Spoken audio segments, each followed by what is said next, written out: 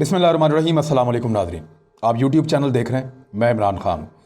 ये सबूतों के साथ बड़ी अहम खबरें हैं मैं आपके सामने रखता हूँ और इसमें ज़्यादातर जो है वो भारतीय और चाइनीज़ अखबारात के अंदर छपी हैं। इसमें एक तो पाकिस्तान ने वार्निंग जारी की है, जो पहली चीज़ मैं आपको बताने वाला हूँ। ये वार्निंग पाकिस्तान के वज़ीर-ए-आज़म इमरान खान साहब की जानिब से जारी की गई है। सिक्योरिटी फोर्सेस पहले ही वार्निंग जारी कर चुकी हैं और वज़ीर दाखिला जो शेख रशीद अहमद साहब हैं उन्होंने भी वार्न किया है।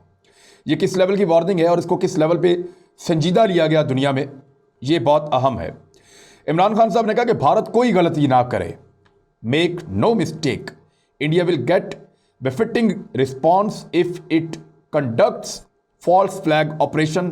Prime minister Imran Khan says Bharat को बहुत तगड़ा जवाब मिलेगा अगर उसने कोई जाली कार्रवाई करने की कोशिश की या कोई फॉल्स फ्लैग ऑपरेशन करने की कोशिश की। तो अब ये भारत, इमरान खान साहब ने अपने तफसीली बयान में कहा कि भारत जो है वो अपने अंदरूनी दबाव से भागने के लिए, उससे जान छुड़ाने के लिए, और जो उनको अभी बीजेपी को कश्मीर में भी शिकस्त हुई लोकल इंतखाबात के अंदर, और जिस किस्म की सूरत हाल भारत की है, जैसे चाइना के खिलाफ उनको मार पड़ी है, उनकी फ़ौज के अंदर एक बददिली है, तो इस सारी सूरत हाल से निकलने के लिए वो पाकिस्तान के खिलाफ एक जाली हमले की तैयारी कर रहा है। हमारे पास ये मालूमात मौजूद हैं। 3000 मरतबा वो सीज फायर वॉलेशन कर चुका है LOC पर, लाइन ऑफ कंट्रोल पर। मैं दुनिया को एक बार फिर खबरदार कर रहा हूं, पाकिस्तान लगातार जिम्मेदारी का मुजाहरा कर रहा है और भारत को बेनकाब कर रहा है। और अब अगर भारत ने हमला किया तो अगली बात जो है वो बताई है वज़ीर दाखिला शेख रशीद अहमद ने। उन्होंने कहा कि अब अगर जंग हुई या भारत ने कोई शरारत की तो ये जंग फैसला कुन होगी। वज़ीर दाखिला ने वॉइस ऑफ अमेरिका ने उनके इस इंटरव्यू को बड़ा डिटेल के साथ छापा है और उन्होंने कहा कि ये न्यूक्लियर जंग की तरफ इशारा कर रहे हैं पाकिस्तान के वज़ीर दाखिला कि वो इससे भी नहीं कतराएंगे और ये शायद दोनों मुल्कों के दरमियान आखिरी और फैसला कुन जंग हो सकती है और कश्मीर के मामले का फैसला हमेशा के लिए हो जाएगा। शेख रशीद साहब ने बहुत बड़ी बड़ी बातें की। उन्होंने कहा जी वहाँ पर तो हम मंदिरों की घंटियाँ नहीं बजेंगी, चिड़ियाँ नहीं चहचहाएंगी, और ये भी कहा कि यहाँ पर घास तक नहीं उगेगी। तो इस किस्म के जुमले जो उन्होंने बोले वो वॉइस ऑफ अमेरिका ने उठाए। पाकिस्तान की संजीदगी को लेकर दुनिया को संजीदा होना पड़ेगा, क्योंकि ऐसा नहीं होगा कि भारत कुछ भी करे और पाकिस्तान अब तगड़ा जवाब ना दे। हमने 2019 में भी तगड़ा जवाब दिया, 2016 में भी तगड़ा जवाब दिया और गुज़िश्ता एक दहाई से भारत को हम बहुत तगड़ा जवाब दे रहे हैं। अब इसमें एक चीज़ और आई है, चाइना का एक ऑफिशियल स्टेटमेंट आया है, क्योंकि भारत का जो सारा का सारा मीडिया है या दिफाई इदारे हैं या उनकी हुकूमत है, वो इस वक्त बहुत गौर से देख रहे हैं और इस पे बात कर रहे हैं कि पाकिस्तान और चीन गुज़िश्ता चंद महीनों से दिफाई शराकतदारी में बहुत आगे निकल गए हैं। इनके दिफाई मामला बहुत तेज़ी से आगे बढ़ रहे हैं। चाइना के वज़ीर दिफा अभी होकर गए हैं। आर्मी चीफ लगातार चाइना की फ़ौज के साथ या पीपल्स लिबरेशन आर्मी के साथ राब्ते में है और ये राब्ते बढ़ते चले जा रहे हैं। एक्सरसाइजेज हैं, एक ख़त्म होती है दूसरी शुरू हो जाती है। कोऑर्डिनेशन बहुत ज़्यादा बढ़ गई है, एक दूसरे के सिस्टम को समझ रहे हैं और एक दूसरे की मदद कर रहे हैं। तो चीन और पाकिस्तान गुज़िश्ता चंद महीनों में इतना आगे निकल गए हैं कि कई सालों में उतना आगे नहीं निकले थे। भारत की इसमें बहुत शदीद बेचैनी है और ये परेशानी उनको होनी भी चाहिए, क्योंकि इस वक्त वो लद्दाख में चीन के साथ एक स्टैंड ऑफ की सिचुएशन में है। वहाँ पर आमने सामने खड़े हैं। भारत को मार भी पड़ी कई मौक़ों पर। 370 के खात्मे के बाद से लेकर अब तक गुज़िश्ता एक साल में चीन और पाकिस्तान जितना आगे बढ़े, और इस गुज़िश्ता एक साल में से भी गुज़िश्ता जो चंद महीने हैं उनको आप अलग करें तो पाकिस्तान और चीन जितना दिफाई ताल्लुकात में आगे बढ़े हैं, कोऑर्डिनेशन में आगे बढ़े हैं, ऐसा पहले कभी नहीं हुआ। तो चाइना ने भारत को कहा कि आप ईजी हो जाएं, इसको ऑब्जेक्टिवली देखें, आप इसके ऊपर तनकीद ना करें और इसमें से स्पेकुलेशंस ना करें, इन मामलात को आप एग्जैजरेट ना करें, यानी इसको बढ़ा चढ़ा के बयान ना करें और इसको कोई जंगी खतरे के तौर पे ना लें। यहाँ पे पाकिस्तान भी जिम्मेदारी का मुजाहरा कर रहा है, चाइना भी जिम्मेदारी का मुजाहरा कर रहा है, और हम दोनों मुश्तरका फ़ौजी मशक़ें इसलिए कर रहे हैं कि किसी भी ख़तरे की सूरत में हम बेहतर फ़ौजी हिकमत अमली के साथ मुकाबला कर सकें। तो ख़तरा तो भारत की तरफ से है और वो सब जानते हैं। तो भारत इसलिए परेशान है, और परेशानी की एक बड़ी वजह यह है कि उधर ट्रंप जो है वो इलेक्शन हार गया है, और जो बाइडन की इंतज़ामिया क्या करती है आने के बाद, क्या वो चाइना को दबाने के लिए भारत को उसी तरह की सपोर्ट देती है जैसी डोनाल्ड ट्रंप दे रहा था? एक बहुत बड़ा सवाल है। जापान अपने आप को थोड़ा सा दूर कर रहा है, और ऑस्ट्रेलिया जो है वो अमेरिका को देखता है कि अमेरिका जो करता है वो वही ऑस्ट्रेलिया करता है। तो भारत के अकेले होने का अंदेशा बहुत ज़्यादा बढ़ रहा है, और पाकिस्तान और चीन की कुर्बत भारत को परेशान कर रही है। इस पे चाइना ने उनको तसल्ली दी है कि ईजी हो जाए, लेकिन ईजी होने वाली बात तो नहीं है, ये सब जानते हैं। और इसके साथ एक और चीज़ भी हुई है कि रिपब्लिक टीवी का जो अर्नब गोस्वामी है, उसकी वजह से उसके रिपब्लिक टीवी को 20,000 पाउंड का जुर्माना हुआ है बरतानिया में। एक दफ़ा फिर भारत झूठा साबित हुआ। पाकिस्तान के खिलाफ इन्होंने प्रोपेगेंडा किया था, पाकिस्तान को बुरा भला कहा था, पाकिस्तान के खिलाफ झूठे इल्ज़ामात लगाए थे। इसकी बुनियाद के ऊपर नोटिस लिया गया बरतानिया में, और बरतानिया की जो ब्रॉडकास्ट का जो इदारा है जो इन सारी चीज़ों को देखता है, कम्युनिकेशंस को, उन्होंने 20,000 पाउंड का जुर्माना किया है। तो ये 20,000 पाउंड कोई बहुत बड़ी रकम नहीं है, लेकिन ये एक बहुत बड़ा पैगाम है, एक बहुत बड़ा मैसेज है भारत के लिए और दुनिया के लिए कि भारत झूठा प्रोपेगेंडा करता है। तो ये उसका मुंह तोड़ जवाब एक वहां से भी आ गया है। इससे पहले यूरोपीय यूनियन में सोच बदल रही है, जब से वो श्रीवास्तव ग्रुप पकड़ा गया है और जब से इंडियन क्रॉनिकल्स आए हैं, तो यूरोपीय यूनियन में, यूनाइटेड नेशंस में, और उसके अलावा सोच जो है वो ख़ास तौर पे बदल रही है बरतानिया में भी, और ये जुर्माना उसका मुंह बोलता सबूत है। लिहाजा भारत के लिए मुश्किलात बढ़ रही हैं। और एक और चीज़ जो भारतीय अखबारात ने लिखी है, और मुख्तलिफ अखबारात, भारत के तकरीबन सारे अखबारात इसको लिख रहे हैं। हिंदुस्तान टाइम्स ने लिखा है, द टाइम्स ऑफ इंडिया ने लिखा है, जी न्यूज़ ने लिखा है, NDTV ने लिखा है, द प्रिंट ने लिखा है कि अक़वाम मुत्तहिदा में एक मुश्तरका हिकमत अमली अपनाई है चीन ने और पाकिस्तान ने। पहली मरतबा बड़ी खुल के पाकिस्तान ने जो डोजियर जमा करवाया था, जिसके मुताबिक तहरीक तालिबान पाकिस्तान और दीगर अस्करियत पसंद ग्रुपों को भारत ट्रेनिंग देकर पाकिस्तान के अंदर दहशतगर्दी करवाता है, और पाकिस्तान ने इसका एक मुकम्मल डोजियर बहुत बड़े पुलंदे की सूरत में दुनिया के सामने रख दिया था, और दुनिया के इदारों को, अक़वाम मुत्तहिदा को और मुख्तलिफ ममालिक को भिजवाया था, और इस पर बड़ी बात की थी।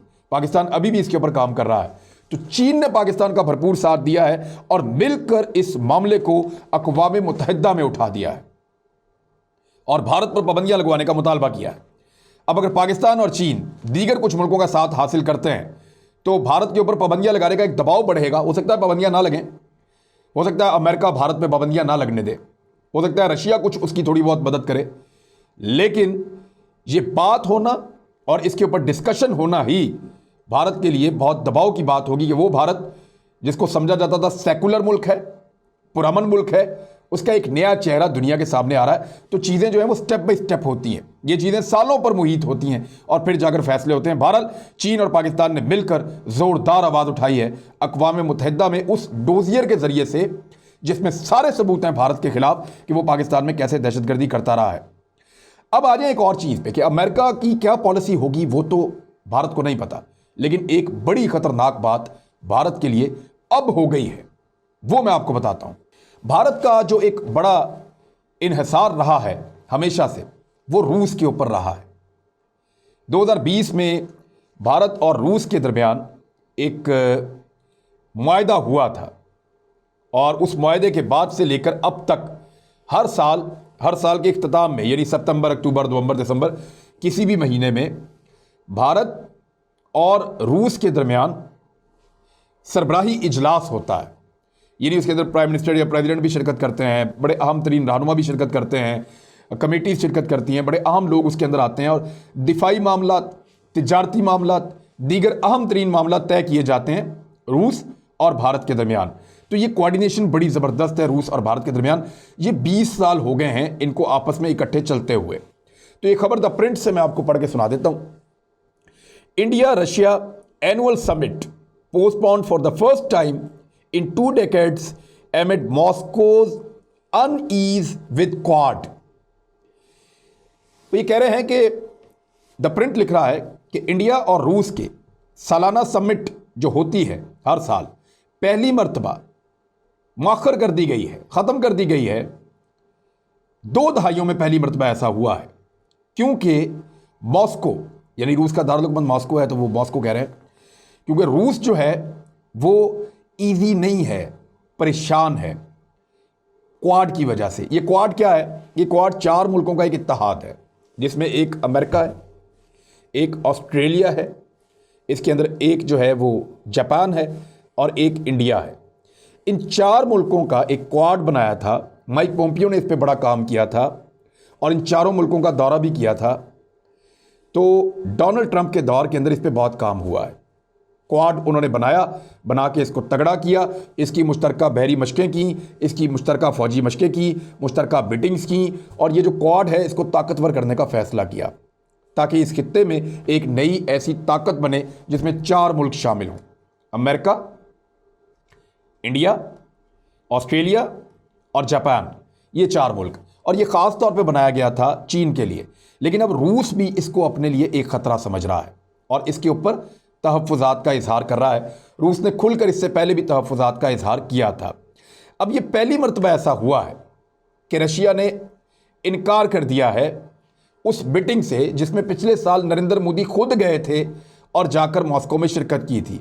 अब ये जो एनुअल समिट है ये नहीं हो रहा, साल ख़त्म हो रहा है। रूस की जानिब से ये एक शट अप कॉल है, एक शट अप कॉल है रूस की जानिब से, और ये शट अप कॉल उन्होंने दी है भारत की हुकूमत को और भारत की फ़ौज को और भारत के दिफाई इदारों को, जिनके साथ उनकी बड़ी ज़बरदस्त एक कोऑर्डिनेशन चल रही है। अच्छा, खाली एक शट अप कॉल नहीं दी रूस ने एक और काम भी किया है जिससे पाकिस्तानी बड़े खुश होंगे और इंडियंस जो जंगजू किस्म के इंडियंस हैं ना, जिनको जंग बड़ी पसंद है, वो बड़े मायूस हो जाएंगे इस बात से। लेकिन पहले मैं आपको थोड़ा सा इसके बारे में और बता दूं कि ये समिट होती क्या एक्चुअली। ये पहली मरतबा जो है सन 2000 में हुई थी और उसके बाद से लेकर अब तक लगातार भारत और रूस करीब आ रहे थे और ये आपस में दिफाई शराकतदारी में इजाफा कर रहे थे। 2010 में रूसी सदर व्लादिमीर पुतिन ने इंडिया का विजिट किया था और दिसंबर 2010 में उन्होंने एक मुआहदा साइन किया था स्ट्रेटेजिक पार्टनरशिप का, जो इसका नाम था special and privileged strategic partnership. ये इंडिया और रूस के दरमियान थी, एक दिफाई मुआहदा था। आपस में ये मामलात को आगे लेकर जा रहे थे, नए नए हथियार रूस इंडिया को दे रहा था, फौजी ताउन, मशकें, तरबियत, ये सारा कुछ था। तो अब ये चीज़ें खटाई में पड़ गई हैं क्योंकि रूस को ऐसा लगता है कि एक ही वक्त में इंडिया अमेरिका और रूस से ताल्लुकात नहीं रख सकता। इस खत्ते के अंदर इंडिया एक खतरे के तौर पे मौजूद है और वो खत्ते के बाहर के मुल्कों के साथ ताल्लुकात बना के इस खत्ते की सिक्योरिटी को खतरे में डाल रहा है। चाहे वो चीन है, चाहे वो पाकिस्तान है, फट्टा सबका इंडिया के साथ है। यहाँ कोई 2 मुल्कों की आपस में लड़ाई नहीं है, ना ईरान की और उसकी अफगानिस्तान की लड़ाई है, ना पाकिस्तान की किसी के साथ और लड़ाई है, ना चाइना की किसी और के साथ लड़ाई है, यानी यहाँ पे कोई, या ना रशिया की किसी और के साथ लड़ाई है। सेंट्रल एशिया के अंदर एक लड़ाई थी, वो ख़त्म हो गई और वो लड़ाई थी आर्मीनिया और अजरबैजान के दरमियान। तो यहाँ पे एक ही लड़ाई रह गई है जो इंडिया के साथ है मुख्तलिफ मुल्कों की, और किसी की आपस में कोई लड़ाई नहीं है। इंडिया के सबके साथ कन्फ्लिक्ट मौजूद हैं अपनी अपनी जगह पे। तो रूस ये समझता है कि बाहर वालों को दावत देके इंडिया इस खित्ते की सिक्योरिटी को खतरे में डाल रहा है और वो अपने लिए भी इस चीज़ को आने वाले वक्त में खतरा समझता है। उन्होंने तहफ़्फ़ुज़ात का इजहार किया और वो मीटिंग कैंसिल कर दी जो होनी थी इंडिया और रूस के दरमियान। भारत में लोग बहुत परेशान हैं, जो उनके दिफा को समझते हैं उनके लिए बहुत बड़ी खबर है। दूसरी एक और खबर है जो मैं आपको बताता हूं इसी हवाले से, जिसमें पाकिस्तानी बड़े खुश होंगे। हिंदुस्तान टाइम्स की खबर है जहां से मैं आपको पढ़ के सुना रहा हूं। Russia committed to develop ties with Pakistan, India shouldn't have any concerns. ये जी रूस के जो सफ़ीर हैं भारत में, उनका नाम है निकोले आर कुदाशेव। इन्होंने एक स्टेटमेंट जारी किया है। निकोले आर कुदाशेव, बड़े मुश्किल नाम होते हैं इनके, रशियंस के, सेंट्रल एशियन के सबके ऐसे होते हैं। इल्हाम अलीयव का नाम जब मैं याद कर रहा था तो शुरू में बोलने में प्रॉब्लम आ रहा था। तो ये निकोले आर कुदाशेव जो हैं, इन्होंने स्टेटमेंट दिया है भारत के अंदर, और जर्नलिस्टों ने इनसे सवालात किए कि ना वो पाकिस्तान के साथ ताल्लुकात क्यों बढ़ा रहे हैं। तो उन्होंने कहा जी हम पाकिस्तान के साथ ताल्लुकात बढ़ाएंगे, भारत को कोई एतराज़ नहीं होना चाहिए। साफ कहा रूस ने। और भारत को एतराज़ इसलिए नहीं होना चाहिए कि ना हम किसी कानून की खिलाफ वर्जी कर रहे हैं, ना हम किसी रूल को तोड़ रहे हैं, और हमारा तजारती और माशी एजेंडा है पाकिस्तान के साथ, और हम अपने ताल्लुकात इस्तवार करने में किसी भी मुल्क के साथ आज़ाद हैं। हम दहशतगर्दी के खिलाफ, खित्ते की सिक्योरिटी के लिए, एक दूसरे के तहफ़्फ़ुज़ के लिए, बाहमी तजारत के लिए, तामीर व तरक्की के लिए पाकिस्तान के साथ अपने ताल्लुकात को बढ़ाएंगे, और इसमें भारत को कोई एतराज़ या कंसर्न नहीं होना चाहिए। ये शट अप कॉल एक और आई है भारत के लिए रूस से। तो भारत का जो एक तगड़ा इत्तेहादी था इस खित्ते में, जो अकेला रह गया था, जो भारत का साथ दे रहा था, वो अब चीन और पाकिस्तान के साथ ताल्लुकात बढ़ा रहा है और भारत मजीद अकेला होता चला जा रहा है। इस खित्ते में अकेला होता हुआ भारत, जिसके साथ आज नेपाल नहीं है, जिसके साथ आज भूटान तो वो कुछ कर ही नहीं सकता बेचारा, अफगानिस्तान नहीं है, जिसके साथ आज ईरान नहीं है, जिसके साथ रूस अपने ताल्लुकात को इंतहाई निचली सतह पर ले आया है, जिसके साथ चाइना की लड़ाई चल रही है, जिसके साथ बांग्लादेश नहीं है, म्यांमार नहीं है, वो अकेला भारत बीच में घिरा हुआ इस खित्ते के अंदर हर एक के साथ दुश्मनी करके या ताल्लुकात को ख़राब करके वो वहाँ से 7 समुंदर पार से अमेरिका की मदद से क्या कर लेगा, या ऑस्ट्रेलिया की मदद से क्या हासिल करेगा, या जापान उसके लिए किस हद तक कुर्बानी देगा। जापान तरक्की पसंद मुल्क है, उनका ये स्लोगन था कि हम हथियार छोड़कर औजार उठा रहे हैं और वो अभी तरक्की करना चाहते हैं, मजीद एक बहुत बड़ी बढ़ती हुई इकॉनमी है, वो अपने आप को जंग में नहीं धकेलेंगे। और अमेरिका इस वक्त जो बाइडन की जो हुकूमत आ रही है, बज़ाहिर वो चीन के साथ किसी लड़ाई में नहीं जाएगी। तो भारत ने अपनी हिकमत अमली के साथ अपने आप को अकेला कर लिया है और पाकिस्तान ने अपनी हिकमत अमली के साथ इस खित्ते में अपने आप को एनरिच कर लिया है, यूरोप में भारत को एक्सपोज कर दिया है।